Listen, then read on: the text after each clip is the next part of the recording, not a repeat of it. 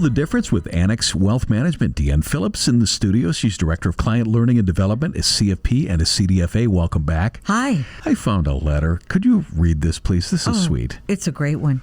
So this is what it says. I'm a healthy and active widow in my late 70s. My intention is to stay in my house forever. Well, that is until a good friend visited and said, you should be moving. The house is much too big with too many stairs. Move before you have to. That jolted me since I love where I live and love my home and community. It's where my late husband and I raised our 3 children. After 40 years, what should I reluctantly be thinking about? That is a tough one, and I bet one that you've come across. So let's talk about it, Deanne.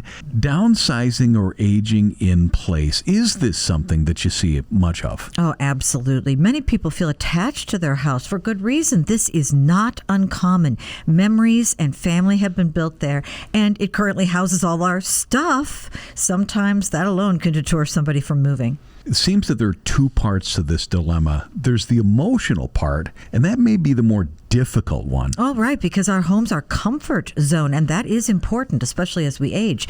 It's what we've built to make it not just a house, but a home. You know, we may have neighbors who are good friends and a support system. We may have put in a fantastic garden that we would be reluctantly leaving behind. I can relate to that one. And, you know, it may be in a perfect location where it's very close to other friends or family, stores, doctors, places that are important to us.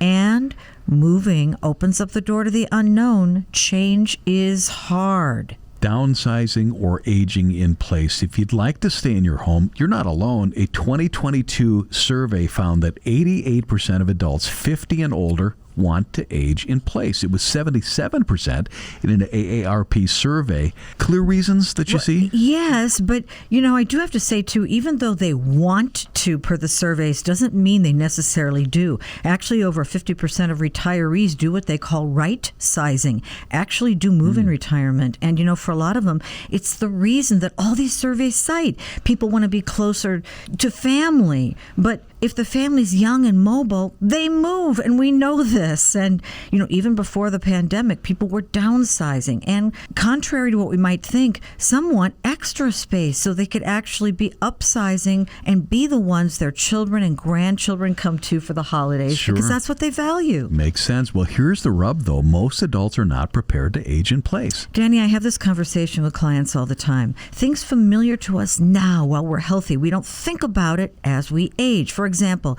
we imagine that our kids will help us, but they have their own lives. And it depends upon how far away they are and how busy they are.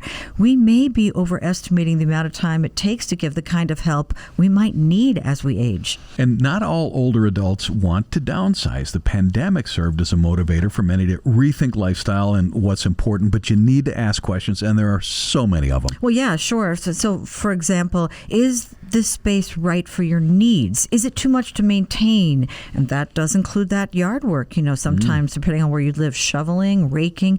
Many times we think, I'll just hire some help.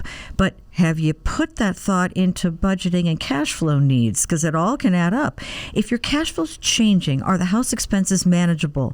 Do you want to be closer to friends or family? Do you have a lot of equity in your home now locked up? And if you downsized, if that's a viable option, then would you have that money to do things that also make your soul singer, make you happy, like travel? If you stop being able to drive, would transportation be an issue? Are you too isolated where you are now if you age in place? Are you close enough to what you need? And can you get there? Grocery, doctor, all those things. Here's an interesting one, though, too. Would you actually be lonely if you're there alone? Yeah. And are you a better candidate for an age-in-place community where you have amenities and people around you? Deanne, we had some friends, nice suburban home. They sold it to move to an urban setting, and they had a lot of stuff. Even then, after they moved, my friend said to me, you got to purge, and then you purge more, and then you need to purge further. We've lived in the same place for a while. We've got a lot of stuff. Right, and what they're describing is pre-downsizing. Now, believe me, the younger generations don't want most of our stuff. So getting rid of things now is helping them as well as helping us. You know, when you start before before you have to move, you're under less pressure and stress and deadlines, and you're also potentially cleaning out that storage unit while you're physically up for the task. This leaves, again, less for your loved ones. It took my nephew and me 3 weekends to clean out Dad's storage unit when he passed. Well, of course, we did spend a lot of time looking at memorabilia. That's the fun part of it. You bet. Did you see the stat? What is the average number of things we have in our house? Well, yeah, this is interesting. The average home has over 300,000 items. Say that again.